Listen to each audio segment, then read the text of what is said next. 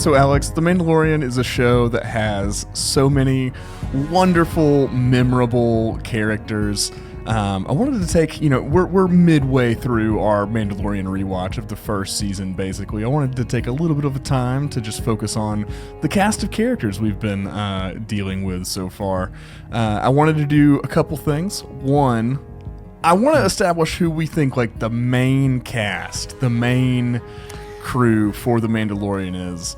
And then, because I know that the episode we're doing today features one of your favorite little side pet characters, I want to talk about some of our favorite characters outside of the main cast. Okay. But so of course we've got Din and Grogu. Yes. Obviously. Yes. I would put Grief Karga pretty like third. And then Quill as well, just for his, I know he's only with us for a little bit, spoiler alert for this season, but his impact on the show I think is big enough to put him kind of in that main, I don't know, he may be a side character now. Yeah, he's only really in what, four episodes, I guess. I just feel like his presence is so big. It is. It looms large, especially in the first season. So I would say, yeah, he's part of the main cast. Yeah. Just like in terms of impact, I think you would have to put him as part of the main cast. Plus, it's Nick Nolte. So right. I mean I feel like he is. Yeah, for sure. Cara Dune would be main cast. Kind of on that level as of Quill with a number of appearances and everything. More so in season 2. Right. More so in season 2. IG-11, I guess? I guess, yeah. Even though that's 3-4 appearances as well. I don't think that he would. I take that back. I would not put him as part of the main cast. Yeah. I put him as a supporting character. I mean, he has a big impact in the final episode of this season. And then, of course, he comes back in a big way in season 3, but that's also brief. So I'm gonna say side character, not main cast. I think that's it. I'm going to put Boba and Finnick in the main cast. Okay, then I'll put Pelly in the main cast as well. Okay. I think she earns her spot by, like, the Book of Boba Fett. And consistency matters. I think Pelly, appears in, she makes a season 3 appearance. So, firm in the main cast. I think she's part of the best episode of The Mandalorian, which was in the Book of Boba Fett. Yeah. So. Yeah, for sure. I think that makes her part of the main cast. Okay, so if that's the main cast, then who are some of your favorite side characters? I think people pretty much know who mine are because if you've been a listener, we're talking about his episode. We are this week. So I mean, who's your boy? Oh, Toro Calican. I think I would have to put number 1 as one of my favorite side characters of all time, like in all of Star Wars. And like I know that it's kind of a bit. I will admit it's kind of a bit, but it's a bit that I kept going with, and I kind of weirdly just kind of fell into it. And you take the glasses off, and you're like, oh, all of a sudden maybe they're not so nerdy, and maybe they are beautiful. And it's one of those situations I think that I've found myself in with Toro Calican. I think you just drank your own Kool-Aid. We're gonna get into we are because we have opposing views on. It's me versus the world. It truly is. Like every time I bring up Toro Calican, we lose a listener at least. One listener. So like it's me versus the world on this, but he's number 1 for me. Blue helmet, white stripe, left side. Number 2 for me from season 3 of The Mandalorian. Big Mandalorian blue helmet, white stripe guy. Wow. Whew. What a man. And then I would say number 3 for me is Frog Lady. What a woman. Good. Right? what an amphibian. What a wow. She's beautiful, man. We when we looked at the art of, we saw it all. Yeah. all of the nitty-gritty dirty details. We did. For sure. I really like Axe Woves. I know he's Ooh, later that's on. a good one. But just doesn't have tons to do in the story, but makes an impact here and there. But he's just all around consistently really cool. Okay, so you've got Axe Woves. Who else you got? Probably Mayfeld from Bill Burr's character. Does he count as? Oh yes. Side. I mean, I feel like I'd almost put him in the main cast just with his actually, his yeah, it impact. Kind of feels that I know he only has 2 episodes, but he's in one of the best episodes of The Mandalorian. For sure. Yeah, I think those 2 are a couple of my big ones. But yeah, I mean, we could talk all day about the amazing cast of characters in The Mandalorian, Really but we should probably just get into, why we actually came here today. You are listening to Children of the Watch. I'm Mac Lacey. And I'm Alex Maxwell, and today we are officially continuing the Mandalorian Rewatch with Chapter 5, The Gunslinger, one of my favorite episodes of The Mandalorian, and I'm not joking about that. One of my least favorite episodes of The Mandalorian, and we're going to get into it. Yeah, we are. To prepare for the next Star Wars movie, The Mandalorian and Grogu, we are rewatching every single episode of The Mandalorian and the Book of Boba Fett. So if you're new to our podcast, we break down every single episode of Star Wars television, scene by scene, to analyze the story, find comfort Easter eggs, and explain how it all connects to the larger Star Wars universe. And we're going to get into it today with this episode. I expect there to be a healthy but loving debate. And of course, we want to hear from you guys. What do you think of this episode? What do you think of episode 6 coming up next week? What do you think of episode 7 and 8? We want to hear from you guys. You can make it onto the podcast if you call into our voicemail hotline, 205-259-6675, 205-259-6675. Keep it under 3 minutes. If you mess up, hang up, try again. We actually have got a voicemail to listen to, Mac, and discuss. You ready to do this? Let's do it. Hello, this is Addie from Oregon. I haven't called in a while, but I always love your coverage of all the things and all the Star Wars. But I've really been enjoying your re-reviewings of The Mandalorian, and I'm just in the middle of your review of episode 2 of season 1, and this is something I hadn't really thought much about, but you were discussing who might have hired IG-11 to basically terminate Grogu. And I'm wondering if it's someone that could ultimately complicate the overarching plot a lot more than it would be if it was just another Imperial warlord. What if there is some kind of New Republic intelligence aware of the fact that some of the victims from Mount Tantus are still around, carrying valuable research to the remnants of the Empire, which would be detrimental to the future of the New Republic cause? So, hypothetically, a morally gray or, problematic agent could have taken it upon himself to try and get rid of Grogu. Because we see what they have done to Dr. Pershing. They gave him a second chance, but maybe some agents didn't think that any of that research was worth keeping around for the dangers. So anyway, that was just my thoughts. Let me know what you guys think, and have a good day. Bye. Addie from Oregon. Okay, so do you know where my mind went immediately when she said that? Where? Sigourney Weaver's character for The Mandalorian and Grogu. Yeah, because she does. I don't know what it is about everything we've seen of her character. You and I are both in agreement that we've got some sketchy vibes, right? We've picked up on a little sketch, but that could, she could just be a hardliner. It could be just like she's the one who's really trying to bring law and order to the outer rim or whatever. But it's Star Wars. I think it could just be because of like past roles she's played. Because it's really just Ripley where she's like a outright protagonist. I think a lot of the other characters she's played have had more complicated roles. I'm thinking like Avatar and even like Chappie and stuff. Against Hugh Jackman. That's that same movie, right? Is that all 3 of those that same thing? The Blumhouse movies. Or it's not even Blum. You got me, Alex. You know what I'm saying. District 9 guy. Yeah, all the Johannesburg movies. It's kind of Yep. But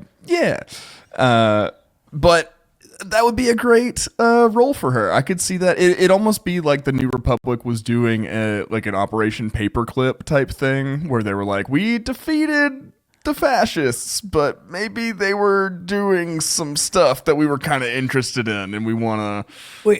It would give very Andor vibes to me in terms of that rebellious, like the factions within the rebellion competing. Like maybe that just continues within the New Republic, and maybe that's one of the reasons that the New Republic doesn't really stand on its own very well as it goes forward, and it collapses by the time of the sequel trilogy and The Force Awakens. Maybe that's why. I don't know. Yeah, but I mean, I'd like to see the films and some of the more prominent material get into the politics of the New Republic. I feel like The Mandalorian just has a different focus. That's just not what we're doing with that show. Ahsoka did a little bit. I feel like if we had gotten the Rangers of the New Republic show, that would have been the main venue for that. But hopefully a lot of those ideas will end up in other places, or maybe we'll still get the show. Who knows? Yeah. Who knows? I do think that a lot of what they were going to do in Rangers of the New Republic is just being bled into this movie, which was going to be season 4 of The Mandalorian, because, Din is working for the New Republic now by the time of the movie. So I don't know, maybe this theory holds a lot of weight, and this is something that we need to keep in the back of our mind as we head towards May. Maybe this stretches all the way back to episode 1. Yeah. Who knows? Which would be really, really cool. It'd be awesome. That'd be awesome. Well, thank you so much for your call. If you listeners would also like to perhaps hear your questions or comments on the show, you can give us a voicemail at 205-259-6675. That's 205-259-6675. Keep it under 3 minutes. And like I said, you may find yourself on the show. You can also follow us at COT Watch X or COT Watch on X, Blue Sky, TikTok, Instagram, all of the socials except for Facebook. Sorry. Also, we are on YouTube. If you're just listening right now and you'd prefer to be also watching us, you can do so. Head on over to YouTube. Give us a subscribe, even if you don't typically watch the videos. We'd love if you'd help us grow that audience over there. Any other business, Alex? No, let's get into this. Let's talk about the Gunslinger, episode 5 of The Mandalorian. I've been waiting for a long time to revisit this episode, Mac. Yeah, I do also want to come off on record. Up top, I was being a little hot. I don't think this is my least favorite episode of The Mandalorian or anything. I understand. It is one that I have more criticisms of than others, but I just push the love of it so much people feel the need to push back because it's just so overwhelming. I think that's true. Right? I think that's probably what it is. All right. So originally this aired on December 6, 2019, and I remember watching this one for the first time very, very vividly. This one was such a shock to me because, as we'll get into it, when they just go to Tatooine in this episode, I was like, what? We're doing this in a Star Wars television show? We're going to Tatooine? That just kind of blew my mind, to be honest with you. I mean, it's cool. It's Tatooine is so intrinsic to Star Wars identity. It's cool to see. It's the mecca of the Star Wars universe, right? In my mind, So it's really, really cool to revisit, especially in this aspect. The director is Dave Filoni. He's back for this episode, and of course, the writer is Jon Favreau. So let's get into this. The episode begins with the Razor Crest being chased by a starfighter piloted by another bounty hunter who demands over the comlink that Din surrender Grogu. And the ship's left engine sustains some damage. The rival bounty hunter warns that he can bring him in either cold, or I can bring you in cold, or whatever. What is the line? In warm, or Thank I you, can bring God. you in cold. Yeah. You would think I would know that, being on a podcast about The Mandalorian. We've heard it a few times. We've heard it just a few times, especially recently. It's been a day. So No, okay, so that makes me question, first off, Mac, is this Din's line for sure, or is this something that bounty hunters say, or was this bounty hunter just antagonizing Din, like he knew that was his trademark line? And if that's the case, how popular is Din among the bounty hunter guild? You know what I mean? It just brings up so many questions for me. Right. I'm like, or maybe Din is also copying it from someone who has more prominence. Who knows? I like to think that Din has originated it, and then his legend has just grown such that because he did make a huge stir on Navarro with the entire guild, him kind of sweeping that bounty out from under everybody, and they do talk about that. Right. So I like to think maybe he's just heard about the legend and he doesn't know who he has on the other end of the radio. Maybe. I don't know. I think he was antagonizing him. That's his line. And in response, Din suddenly applies the brakes in space, causing the opposing starfighter to drift in front of the Razor Crest. Taking advantage of this, Din destroys the enemy craft with a single laser shot, declaring that it's his line. And then the Razor Crest drifts through space with its engine damaged. This all looked very old school, A New Hope, and it was designed to look like that. And I think that's a plus. Like it's a great homage. I enjoy the way it looks. It doesn't look overly CG'd, Yeah. It's very much like models. Straightforward. Yeah. Yeah. So, okay. He does this move, but if you remember, he does this again in season 2 in the episode The Siege. He does this exact same. This is like his special move in space. It's a trademark. It's almost like the shake and bake in Talladega Nights, or the slingshot maybe is what it's called. Who knows what it's called? Who knows what it's called? It's been years since I've seen that movie. Oh my gosh. It does seem to be a prominent tool in his tool belt. Yeah, for sure. With the ship's engines indicating a fuel leak, the Mandalorian powers down the ship system, and Grogu remains in his cradle as Din activates the emergency power. The Razor Crest approaches the desert planet of Tatooine, and Mos Eisley Control Tower contacts the ship, granting clearance to land in Hangar 3-5. Again, like, when we saw this, and it's almost the same approach from A New Hope, you get that same perspective of the moons and stuff as he's heading towards Mos Eisley. When they contacted, like, okay, Mos Eisley has a control tower. Like, how cool is that? Yeah. It's just all these different aspects of like, oh my gosh, this really does feel like Star Wars, but on TV. It was one of those first, we've had 4 episodes, but it's been all new stuff. But to return to the very first planet we see in Star Wars, that was just kind of special for me. And that's one of the major reasons I really love this episode. Yeah. I mean, it is great. I'm glad that they put the return to Tatooine this far into the season. I think if it had been in like the first or second episode that we went to Tatooine, that would have felt a little heavy-handed, a little too self-referential. This still is pretty self-referential. It's trying to draw your attention to the fact that this is Star Wars. But I think that it had a reason to do that, being the first of the live-action television shows and everything like that. But it's just great to see the planet that we grew up loving.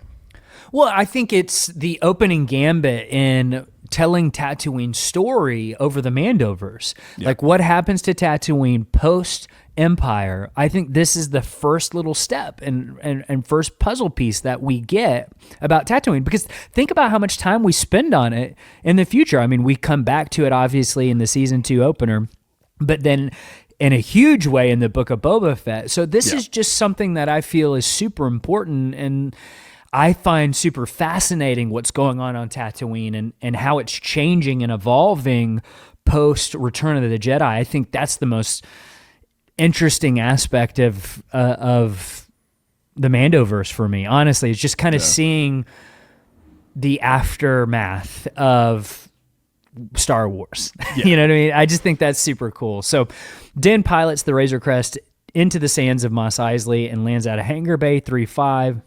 He safely places a sleeping Grogu in a secured room, and upon landing, 3 DUM series pit droids, dumb, rush out to service the ship. Din, obviously disliking droids, fires a warning shot that causes the pit droids to retreat. They don't even retreat. They just drop where they stand. That's another aspect that I really enjoyed about this episode is seeing the pit droids from episode 1. It felt like a marriage of the prequels and the original trilogy, but post-original trilogy. Again, something super special about that to me. Yeah, it's saying we're taking all of it with us, baby. All of it's coming with us. That's right. And I like that a lot. It's cool. Just as a lover of both those eras of Star Wars, I like to see them working in a congruous world together. Sounds like you love this episode to me. So we'll get to it. His shot angers a curly-haired human woman named Peli Motto, who warns him that if he damages any of her droids, he'll have to pay for it. Of course, this is played by Amy Sedaris, who does such a great job playing Peli Motto. Again, we talked about it at the top of the episode. She's such a staple to The Mandalorian and the Mandoverse now. I kind of expect her in the movie. Yeah. I think it'd be a missed opportunity if she wasn't, especially for the particular little hole in the family she fills, She's the fun aunt. Yeah, exactly. She brings that maternal energy, but also with an edge to it, Yeah. And I think that's a valuable addition to the dynamic.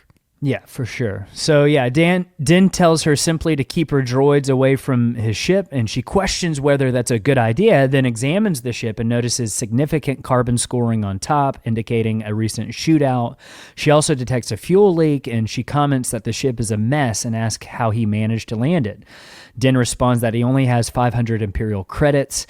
Peli asks the pit droids what they think, and they shake their heads. They're like, I don't know about this. This is going to be a lot of work. And she figures that the credits could cover the hangar fee and warns that she's heard that line before. Annoyed by his presence, she regards him as a womp rat, and then Din leaves the hangar and wanders the sandy streets of Mos Eisley, passing by several Pike figures wearing old stormtrooper helmets. That was a really cool kind of, this is the first indication that Mos Eisley especially has changed, because think about when we saw it in A New Hope, it was full of stormtroopers. Now they're all, the helmets are on spikes. Yeah, they've already had, they've had time to transition into history almost. Yeah. The Empire and the stormtroopers. It's cool. That shot of the helmets on pikes is, all-time great from the trailer and stuff. Oh, so good. And then I also want to, just the geography of Mos Eisley. He's approaching from the other side of Mos Eisley we typically see. I don't know if you noticed that, but Hangar 3-5 is on the other side of Mos Eisley from where the Millennium Falcon was. Yeah.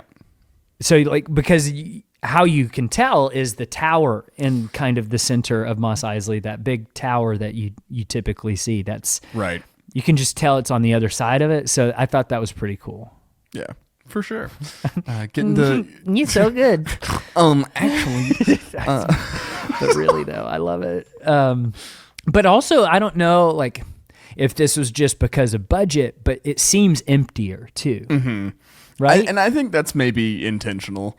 It's at least, it's certainly not Mos Espa that we see in the prequels. I think that's the liveliest we see Tatooine. Yeah. Mos Eisley in the original trilogy is a little more rugged. It's getting a little seedier. It seems like most operations have kind of gone more, low key on the down low kind of stuff. But here it's almost like it's retransitioning into a residential area again. Maybe it's going to become less of a shipping hub and maybe more a place to settle down. Who knows? You know where one of my favorite cities is? It's. I mean, come on. On Tatooine, what's one of my favorite cities? Just guess. Anchorhead? You got it. You know why? because of Knights of the Old Republic? Yeah, of course. Yeah.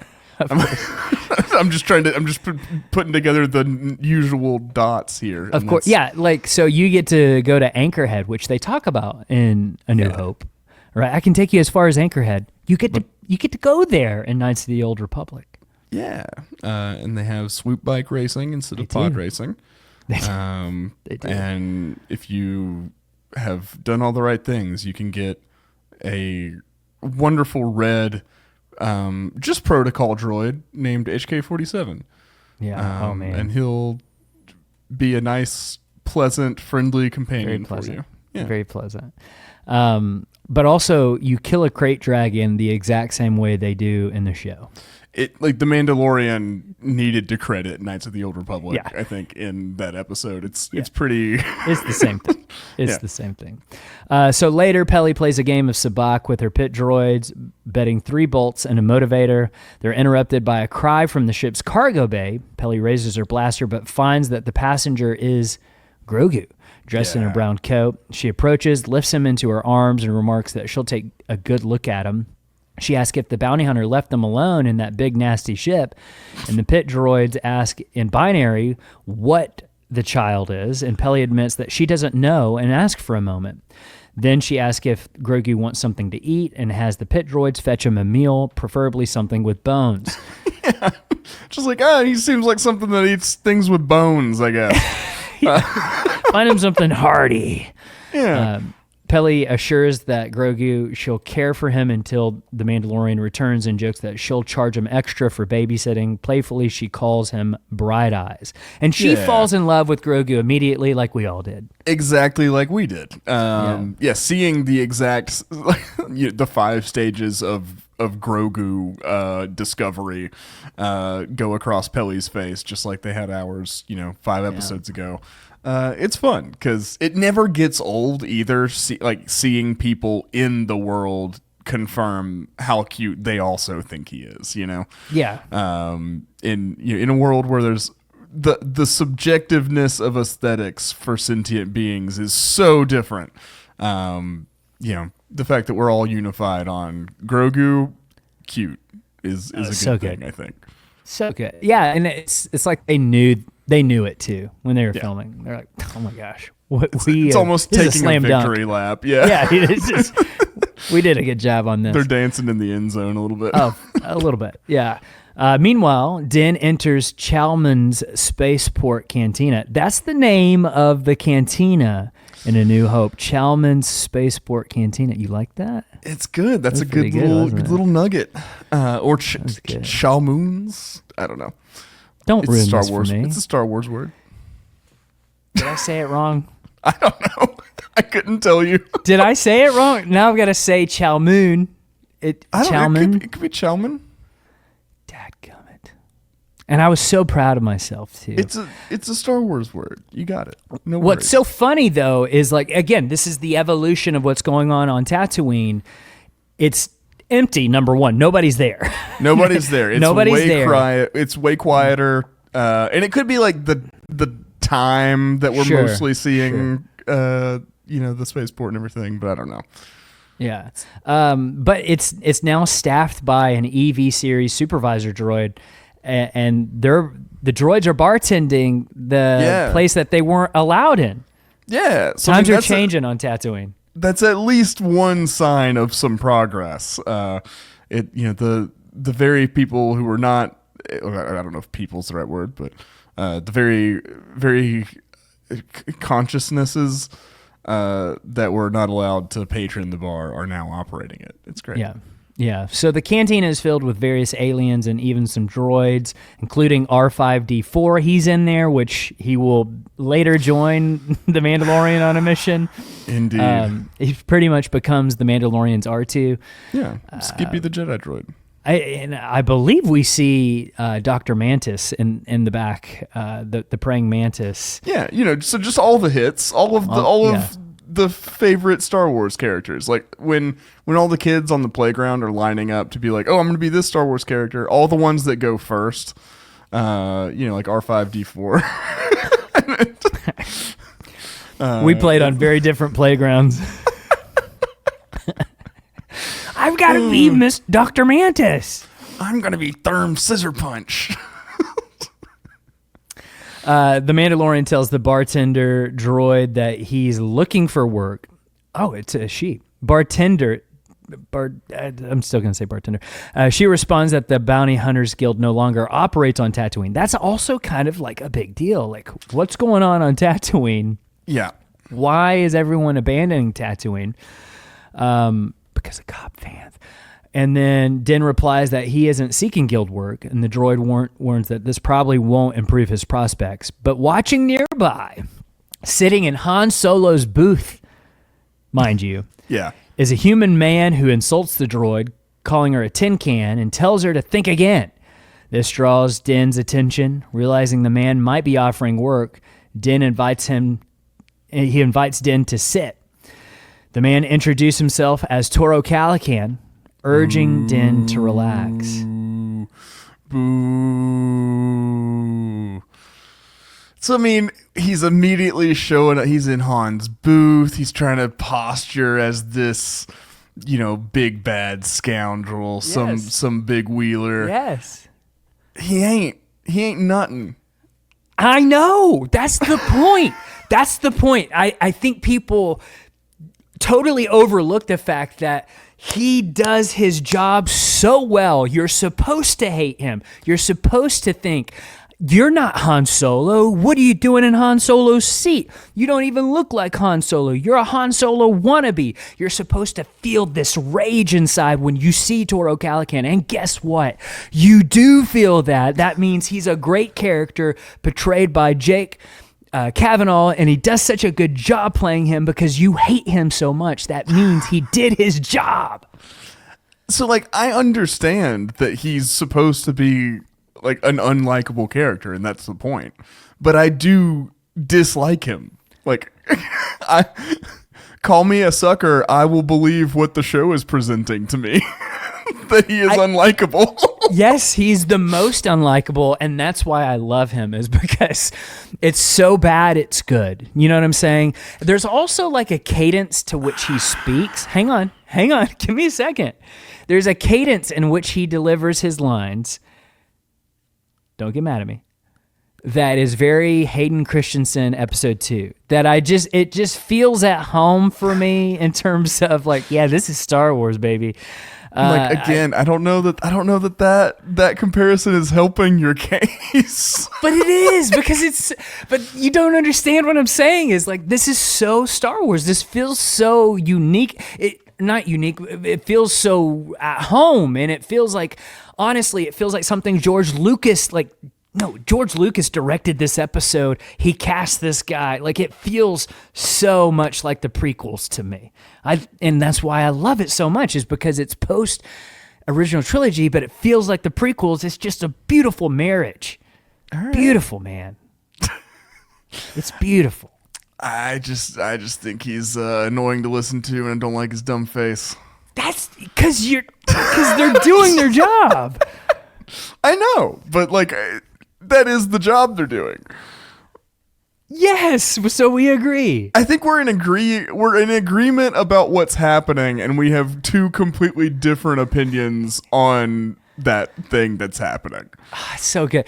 What would make it so much better, and we've talked about this so many times before, if his name was Dash Rendar.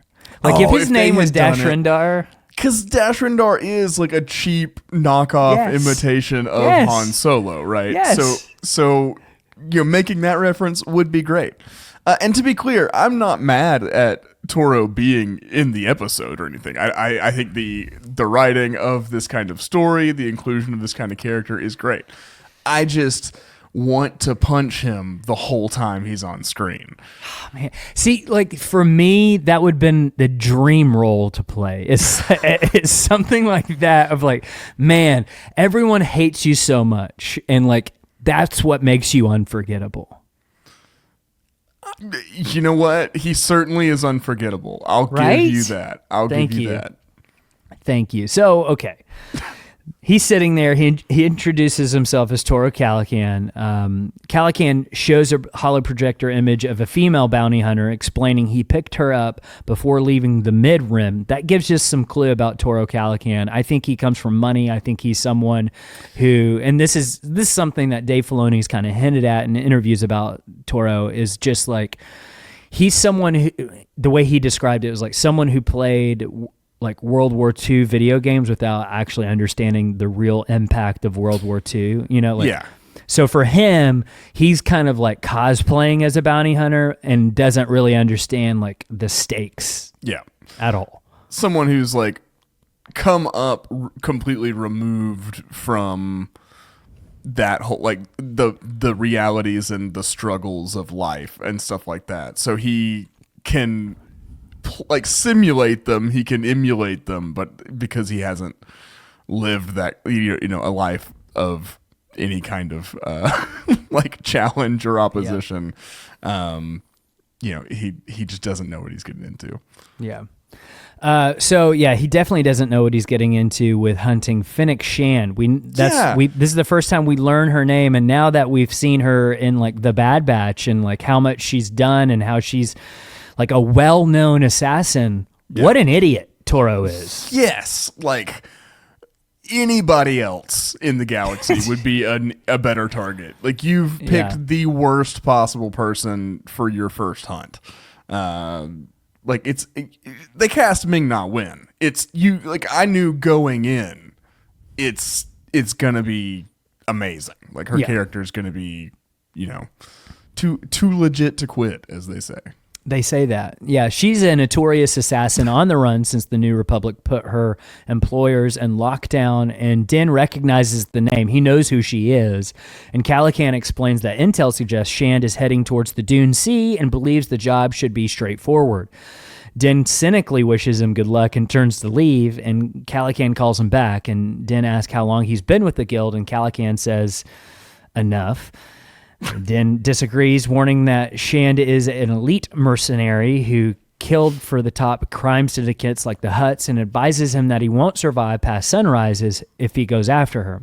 Calican insists that it's his first job and offers to let Din keep the bounty. He explains that he's eager to join the guild and can't do it alone. So basically, like he's trying to make a big name for himself, like by going for Fennec Shand, and he gets into the Bounty Hunters Guild, and he will be able to do more bounty hunters or bounties.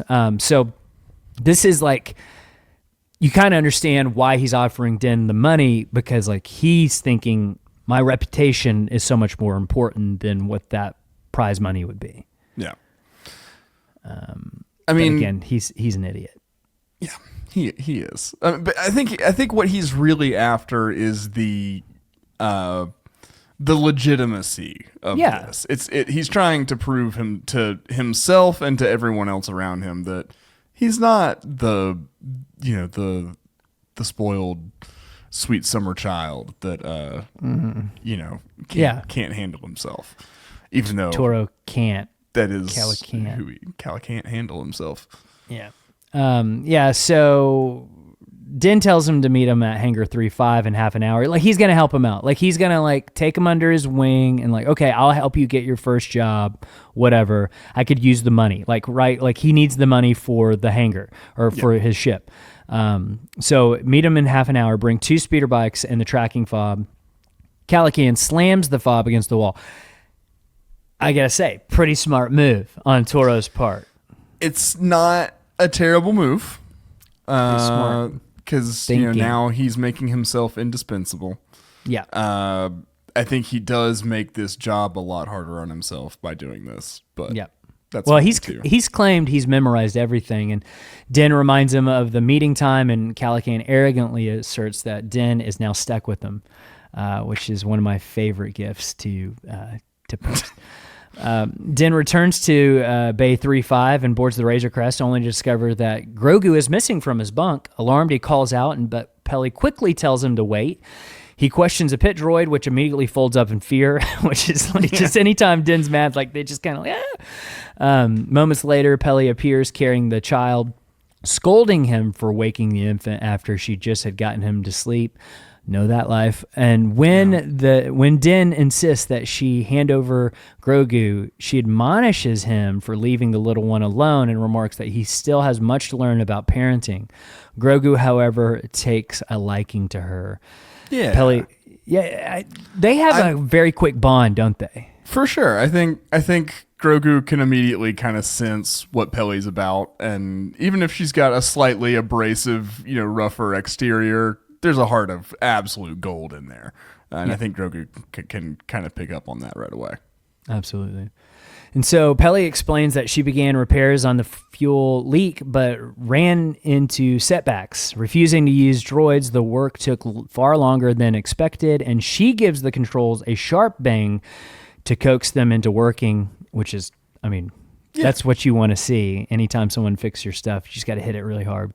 But it's so Star Wars. It's so Star Wars. I love that Din's ship is kind of a piece of junk. That's kind of a universal truth for Star Wars protagonists. Oh, yeah, for sure. Luthen is the exception. He's got the nice ship, right? Yeah. Yeah, so she adds that she figured he could cover the cost, especially with an extra mouth to feed. Din thanks her, and assuming he's landed a job, Peli points out how expensive it is to keep her droids power up. Together, they leave the hangar and find Calican waiting with 2 speeder bikes as promised. Though old and rusty, Calican insists that they're not too shabby. When Din eyes his bike with clear disdain, Toro retorts, "What'd you expect? This ain't Corellia." I think that's another hint of okay, this guy is from the core worlds, probably from Corellia. Well, it's like he grew up on Corellia because his dad is like an executive vice president in some shipbuilding company. Yeah. Something like that. 100%. That's what it is.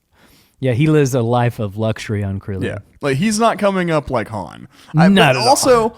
I think it would be good if he grew up on Corellia, just completely different, because that's furthering that dichotomy and like the comparison but juxtaposition of him and Han. So you're getting it. I'm gonna go. No, I'm you. not.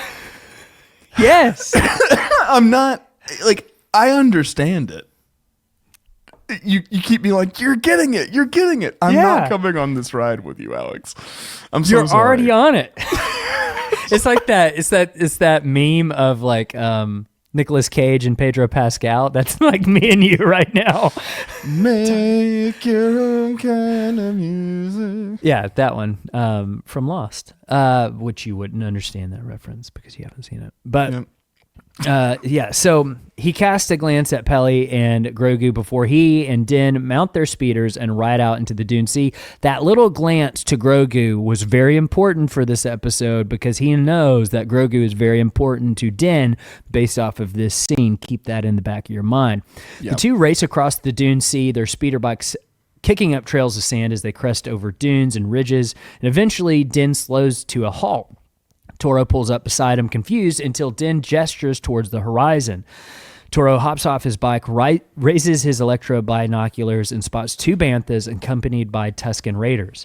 He remarks that he's heard plenty about them from the locals, and Din corrects him, explaining that to the Tuskens, they're the locals. Everyone else are trespassers. And Toro scoffs, saying that the Tuskens should keep their distance.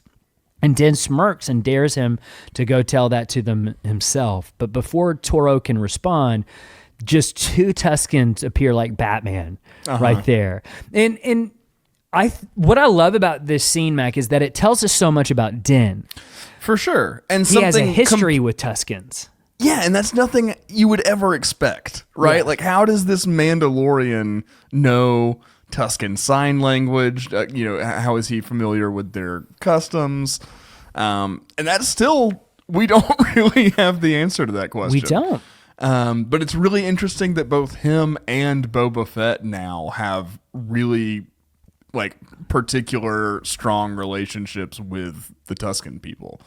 That's just a weird thing. It is weird, but it's okay, obviously Din has had a mission on Tatooine before, and it involved Tuskens. I would love to get that story, maybe a tie-in novel leading into the Mandalorian and Grogu, something. You know what I mean? Come Yeah. on, I would love to know some like younger Din stories. Especially with what we're going to talk about next week with the crew that he used to run with and stuff. Right. There's so much ground for stories there. For sure. But I can see just from a base level how especially a Mandalorian who's from the Children of the Watch would respect the Tuscans' way of life and their culture, because they're also very tribally minded and never take off their masks. Exactly. There's a lot of overlap there. I feel like they and they have that whole like they raid and stuff like that now. Yeah. I think they only started that when like settlers started encroaching upon their land and stuff like that. I think that's the implication throughout the franchise. But I don't know. But there's a lot of similarities there. It's just interesting to think about. Yeah, so they start communicating with sign language that Din understands, and he does. And he explains to Toro that he's negotiating safe passage, but when the Tuscans demand a trade, Din takes Toro's binocs and just, despite Toro being like, "Wait, what are you doing?" He just throws him to the Tuscans. Yeah. And what I love is like, Toro's like, "They're brand new. What are you doing?" Again, indicating that wealth he comes from, I think, too, of like he bought all his gear, everything right before this mission, I think, for the very first time. So I love this interaction and stuff in story. Out of story, it is a little weird, and it occurred to me on this rewatch that it's pretty much just to get the binoculars out of their possession to explain why they wouldn't have it, to just set up the whole conflict later. Because again, there's a lot of information that kind of gets dumped on us with no explanation here, and then we move on. So doesn't it feel like a prequel movie? I mean, it does, right? And I'll just say this: like, I think there's a lot of stuff with this episode that you can see how new Dave Filoni is to directing live action. And that's not. I love Dave Filoni. He's one of the greatest creative forces for Star Wars, just period. But like, it takes some experience and stuff to learn how to get the best performances out of actors, how to regulate the pacing of everything and stuff. So I just think you can see some of the growing pains here, and that contributes to some of the interactions that seem clunky, or it's just some of that kind of stuff. So that's definitely contributing to some of the way I feel about the episode. I just think it's one of the more clunky episodes from a craft standpoint, and I think that's totally understandable. It's the pacing. It's the pacing. The pacing's off a little bit in this episode. So after a long stretch across the sands, Din signals for a stop near a large mound. Dismounting, he orders Toro to stay low, and Calican peers ahead and spots a dewback dragging an unconscious rider. He asks if it might be their quarry. He's thinking that might be Finnick, and Din replies that he isn't sure but intends to find out. And he tells Toro to cover him and then advances towards the dewback. On closer inspection, he finds not their target but a dead, masked bounty hunter.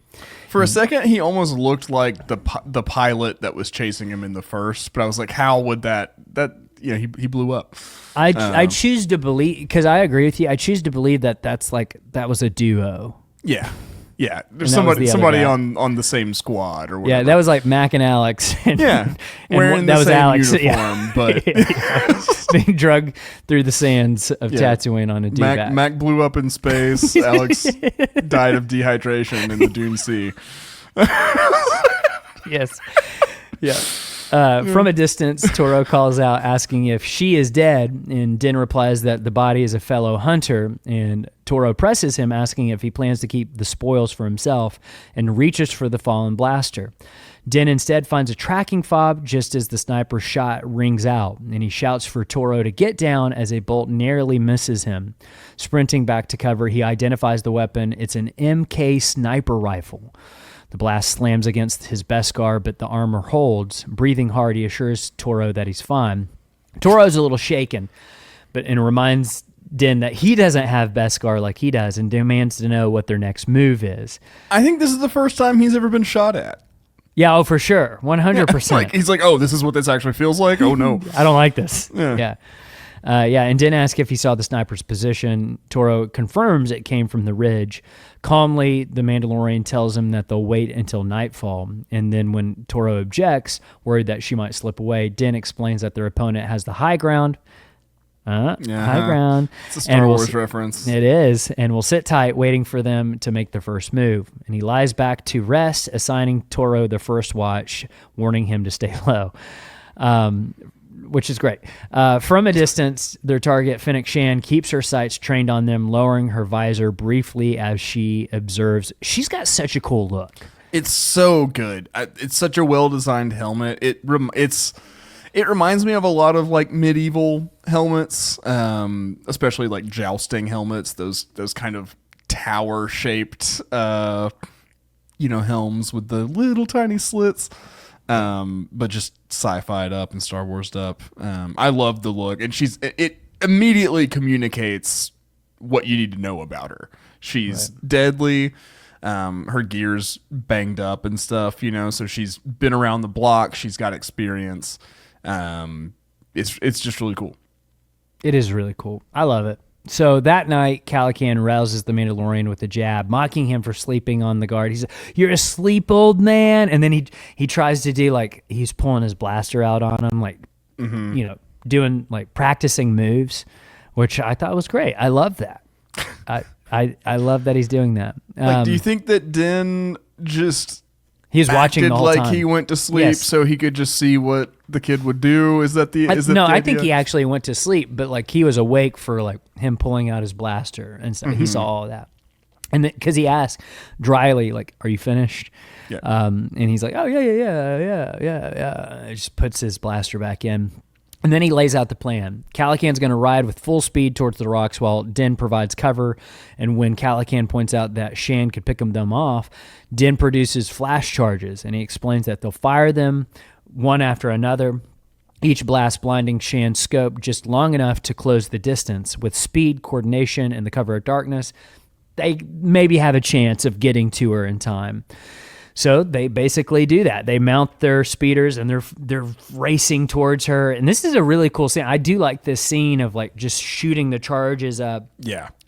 Toro messes up on one of them and shoots him down. Shoots down towards the ground, and that's what allows Fennec to shoot Din. Yeah. But that also allows Toro to get closer, thinking that he has a chance with getting her.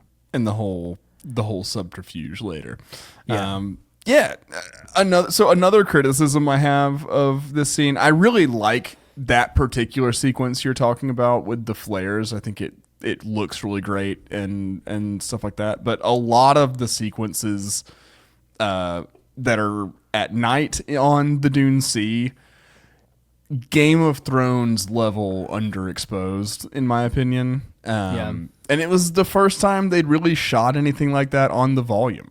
And you can tell that a lot of the characters are very backlit seeming.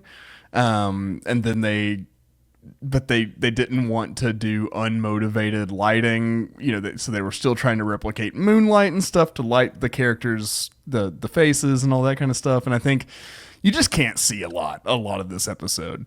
It was also, daytime when I was trying to watch it on my TV and stuff like that. Yeah. So that could also be, I think that's a factor because I watched it at night and I didn't even think about that. Okay. So maybe, change the setting on your TV. No, but I watch other I night know what stuff you're doesn't saying. look the same way. I know what you're saying. One of my favorite things from like 90s TV shows is when it's clearly the day time outside, but they put this filter over it. Blue. It's just, you see the clouds and the sun in the sky, but they just put a blue filter over it's blue, baby. Yeah. That means like, nighttime. I like that. Yeah. That's what they should have done here. So Toro fights with Fennec and he holds his own, I'm going to say. No. He doesn't hold his own. But he holds off long enough for Din to get there. And that's the important part.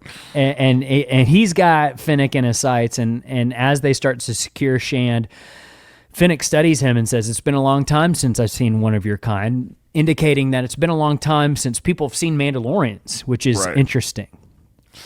It could just be her in particular. She hasn't seen one in a while, but But I feel like she's been around, like she's she a top would have assassin. she would have seen one before most people in the galaxy. So, it may just be that they're. I mean, and we do know at this point they are pretty much scattered or in hiding, like the Children of the Watch.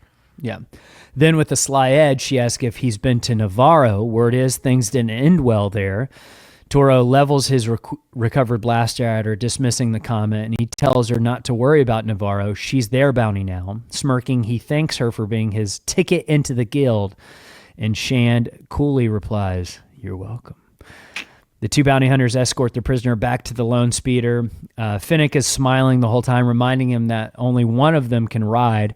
Din dryly suggests dragging her, and Toro presses for a plan, and Din tells him to retrieve the dewback they spotted earlier, but Toro refuses, suspicious about leaving him alone with both the bounty and the bike.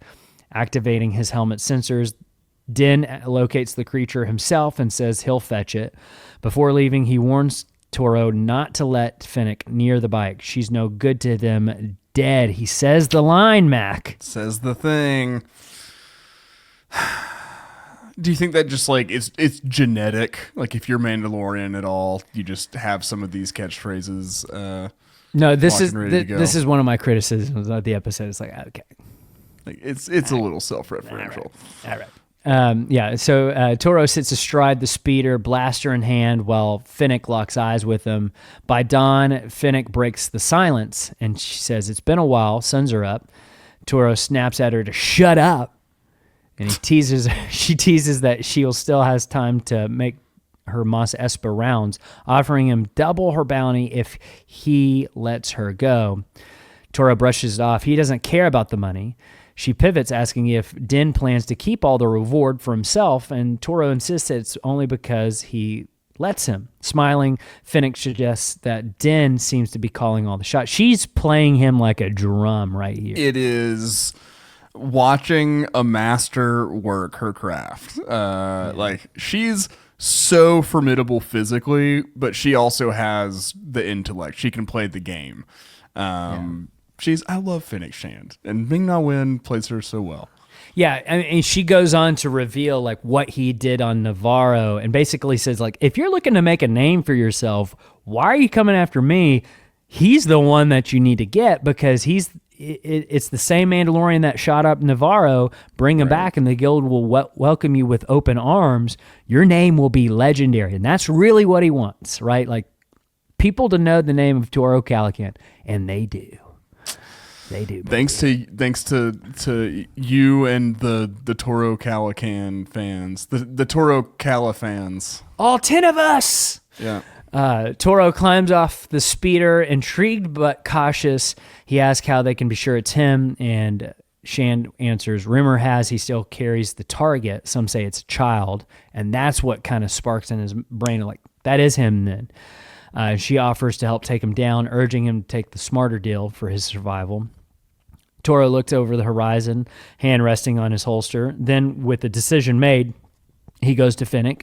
She raises her cuffed hands, thinking, "Oh, I'm going to be free." Instead of freeing her, he suddenly shoots her in the stomach. Yeah. So he says, "That's some good advice. If I'd taken off those binders, I'd already be dead. If Din worth more than you, who wouldn't want to be a legend? Thanks for the tip." He's out.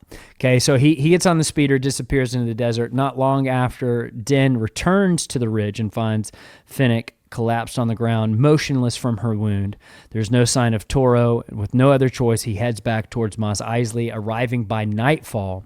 And then at Hangar 3-5, he notices Toro's speeder parked outside. The bay is strangely quiet. Inside, the pit droids tremble, hiding in the office, and instantly Din senses trouble, and a voice cuts through the silence. "Took you long enough."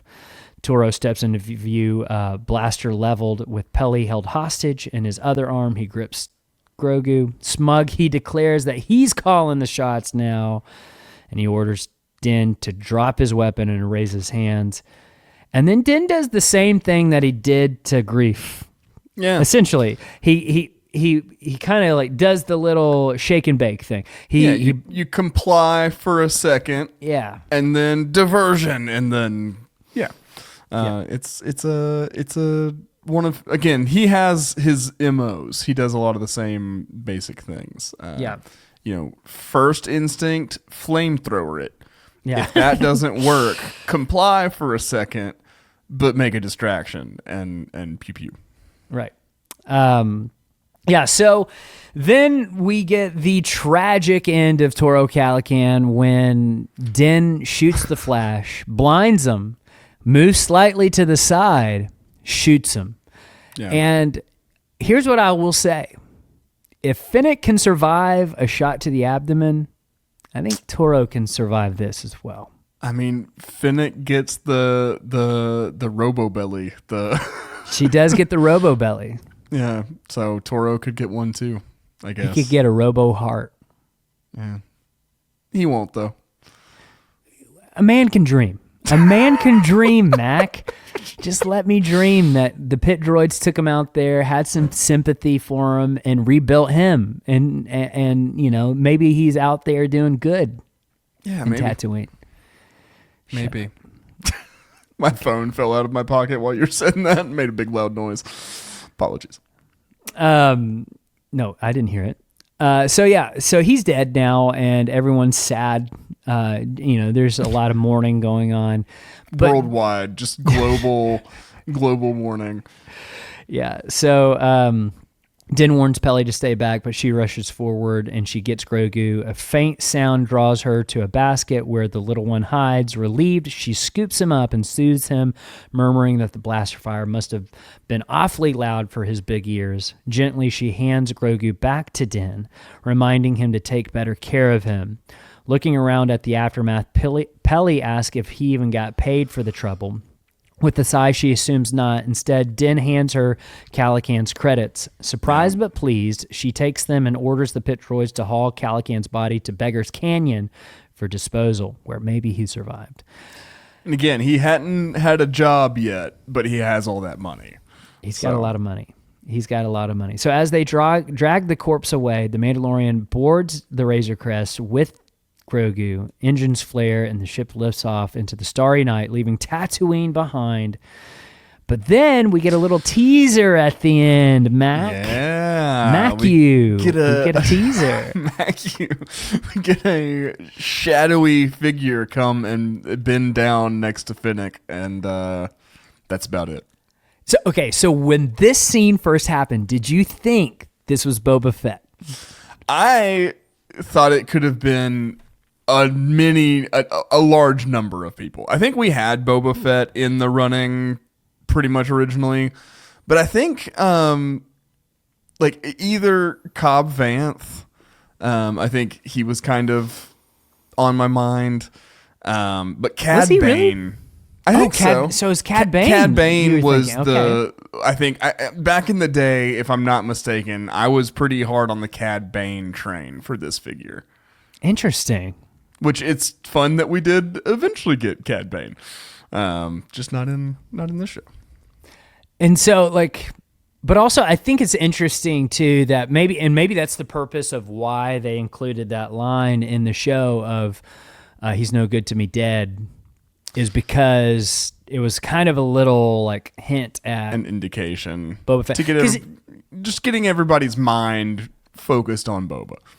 I think you're supposed to think, yes, this is Boba, because there's two sound cues here at the end. It's the walking, right? It's the ching ching ching, which Boba has, but then there's also kind of that helmet sound that Boba has, even though he's not wearing a helmet in this scene, as we later find out. But that plays during this scene. I think that's supposed to indicate to us, this is Boba Fett. Yeah. Yeah. I think I was pretty Cad Bane in the beginning, but. Yeah. So that was that episode. Jeez. It's there's a lot of cool stuff in here. Love Fennec Shand, love Peli Motto, love seeing Tatooine when you can see it. And then there's some pacing stuff. I think Toro is a fine character to have in the show. I don't like him, but Don't lie to me. How dare you? You hate him. I don't hate him. All you've done is spew hate. Alex, to be honest with you, I don't think that much about him. enough to You hate don't him. even think about him? No. He's all I think about. Well, this has been Children of the Watch. Hope everybody enjoyed our breakdown of Chapter 5, The Gunslinger. Next week, we will be doing Chapter 6. And we'll be continuing the Mandalorian Rewatch. If you like what we do, you can leave us a 5-star rating and review on Apple Podcasts, Spotify, or wherever you listen. That helps us out a ton. Also, if you want to go above and beyond and help us out financially, help keep the lights on around here, you can go to patreon.com/Mandalorian Watch. And just for $2 a month, you get access to over 100 bonus episodes that we've done and access to our cool Discord community and stuff like that. So check that out. If you're on YouTube, give us a like and a subscription and leave us a comment. Let us know what you thought about our episode, about episode 5 of The Mandalorian, all that kind of stuff. Be Alex, nice, do you have please. any? Yeah, please be nice to us. I'm sorry I love Toro Calican. No, I'm not. Actually, I'm not sorry. You need to be unapologetic. Stand up for what you believe in. I love Fight it. for your right to party, Alex. Fight for your right to party. And I hope everyone else is fighting for the right to party out there. Anything else to add? Just that I love you. Cool. Yeah. I love you too. If you were talking to me, but I think you were talking to the royal you. Yeah. Both. Keep you know the who watch. I'm talking about.